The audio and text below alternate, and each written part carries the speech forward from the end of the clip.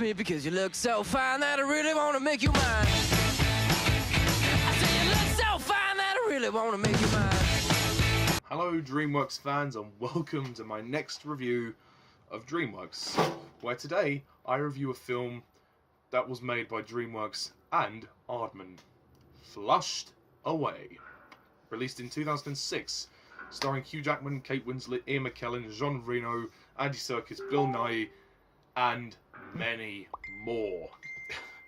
There's a lot of people in this film. Okay, right. I just tried to record this review just now, but sadly it didn't work, so let's try again. Okay, Flushed Away. So, the basic plot of this, well, I say basic plot, the plot of Flushed Away is that it centres around this pompous rat known as Roddy. He lives in London, in Kensington, very much pampered lifestyle, you know, with his owners. And the owners go on holiday, they leave him to his own devices, and the house is invaded by an overweight sewage rat known as Sid, who takes advantage of everything that Roddy has got, and then ends up flushing him down the toilet due to unforeseen circumstances. Then Roddy ends up meeting Rita, who is this kind of free spirit, you know. She kind of has her own boat, you know, she's a sailor. She's trying to recover her family heirloom, which is a ruby, but there's also a toad in pursuit of it. And then she ends up stealing the cable which connects to his control system, and then the toad wants the cable back. And then she ends up making a deal with Roddy to try and get him home. But then things, you know, circumstances ensue, things happen, and then the toad wants to basically wipe out all the rodents due to a personal issue that happened in his past, and he wants to do this when the World Cup is going on, the England versus Germany World Cup match. When all the rodents are watching the match, he wants to basically use a big wave of water to wipe them out. That's basically the plot. Flushed Away. I think that's the plot. Okay, so Flushed Away. This is a very interesting film, because a year before this, we had Wallace and Gromit: The Curse of the Were-Rabbit, which was a Aardman film, a stop-motion animation, but it was also distributed by Dreamworks, and that was very successful. So Dreamworks and Aardman have teamed up once again to give us Flushed Away. And how is it? Well, it ain't as good as Wallace and Gromit, but it is pretty good. I really enjoyed this movie. I think it's a little underrated. I would have loved to have seen a sequel to it. I really would. I like this film. It's just a ton of fun. It makes me laugh so much. The humour in this film is brilliant. It really is. There's a great cast here. I mean, the cast are fabulous. You've got Hugh Jackman himself voicing Roddy. Hugh Jackman puts on a perfect English accent. He is really good, and he's fantastic. I mean, he's great in everything he's in, but he's also great here. I mean, I think this is the only time he's voiced an animated character. And they do actually reference Wolverine as well at the very beginning. It's subtle, but look for it and you'll find it. Kate Winslet is Rita. She's very good. I like her sort of tough, you know, broad attitude. You know, Rita is definitely not the stereotypical female lead character. She is much more. She's a lot tougher than Roddy, actually, funnily enough. The two of them kind of have chemistry. They do hint towards a romance, but it's never really taken. It's not taken far. I mean, they keep saying, "Oh, is he your boyfriend?" You know, and she's like, "He's not my boyfriend." You know, they work well as you know, as mates. But whether they develop a romance maybe would have come in the second film, if they ever made a second film. But yeah, Ian McKellan voices the Toad. I really like McKellan's performance. Again, another great actor.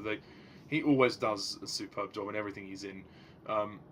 And I think this is the only time he voices an animated character, and he does a great job too.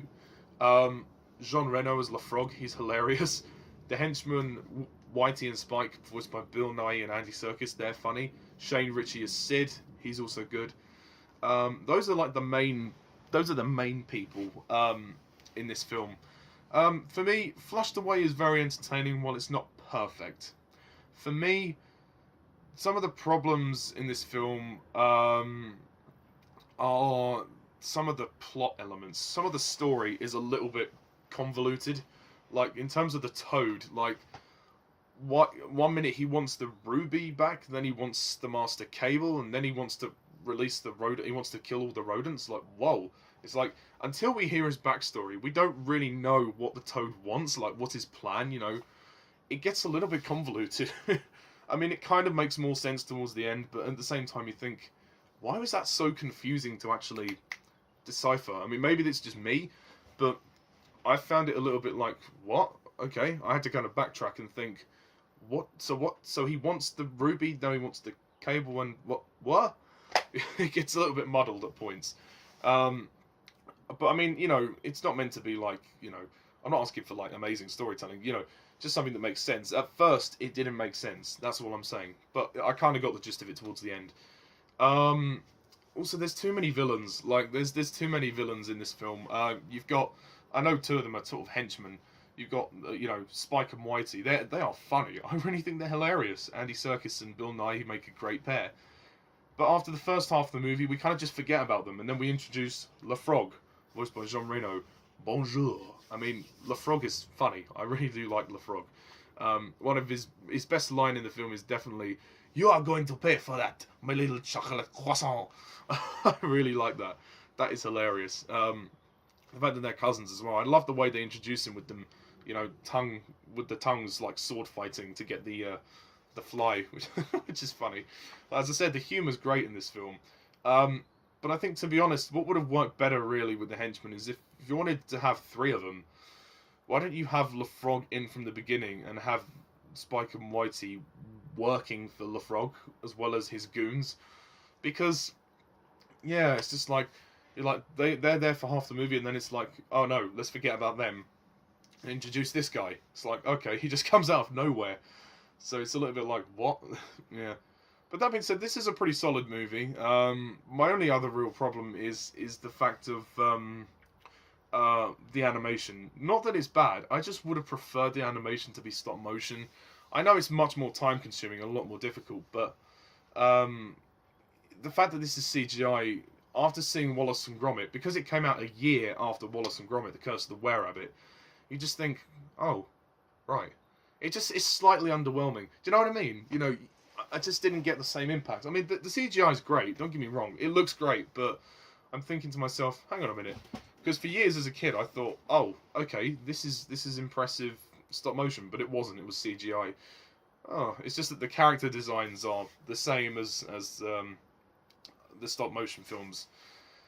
So yeah, I would have preferred Flushed Away to have been stop motion, but you know, that's only a small thing, really. I have a lot of fun watching this film. It's hilarious.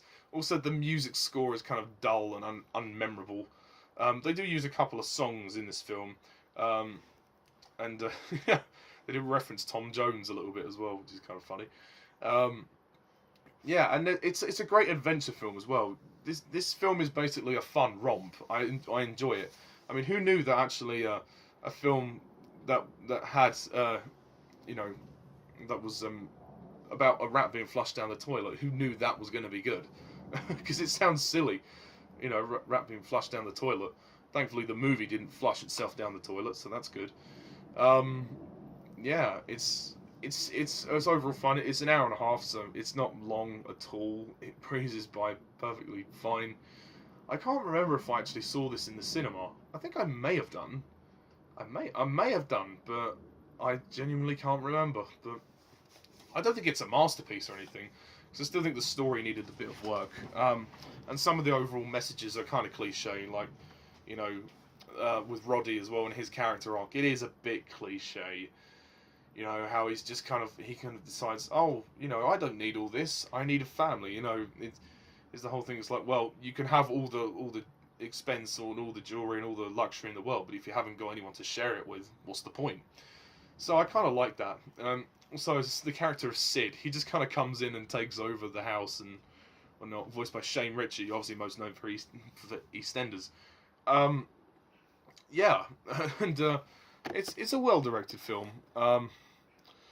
It's definitely, it's just not. I mean, it's definitely better than Early Man. Oh yeah, it's way better than Early Man. Early Man was a disappointment, a real disappointment, to be honest. yeah, this is a good film. It's a little underrated, actually. I think it is really underrated. I would have actually liked to see a sequel to this. I would have liked that. Yeah, it's just a kind of, some of the plot elements don't quite flow together. But it is fun. It's light. It's breezy. It's an easy watch. It's a lot better than Shark Tale as well. I don't hate Shark Tale, but I definitely prefer this. This is definitely, in the ranking, it would probably be somewhere in the middle. I think this had potential to be a great series of films if they would have chosen to continue. But I would have preferred stop motion because I think that would have looked more impressive. But, you know, that's just me. It doesn't have the sort of the charm of Wallace and Gromit. It has a certain fun element to it, and it is better than Early Man. But it has a better story than Early Man. But yeah, it's just yeah, it does lack the magic that Wallace and Gromit had. And because it came out a year after Curse of the Were-Rabbit, you do feel like the animation's like, oh, they went with CGI, which does come across lazy, but in a way, it still looks good. It still looks good to me. So, you know, and I think the voice cast are great. I've always enjoyed it. So yeah, also the very end of the film when the girl Tabitha comes home with her parents and they bring back a cat, and then Sid is there. Yeah, I don't want it. So they bought a cat when they were on holiday. Oh wow. God knows what the pet insurance was like to get that across to the UK. I wonder where they went on holiday. Oh dear. But yeah, so to finish off Flushed Away, I will probably rate this film an 8 out of 10.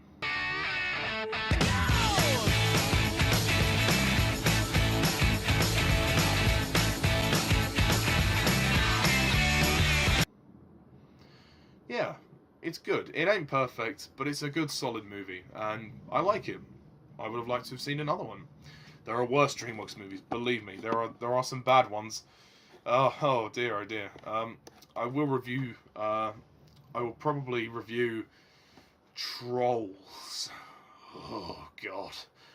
I'll have to review a bad DreamWorks movie, and it may be a rant, so stay tuned for that. But yeah, that's all for now, folks. So thank you guys all for watching, and as always, I'm Mr. TARDIS11. See ya.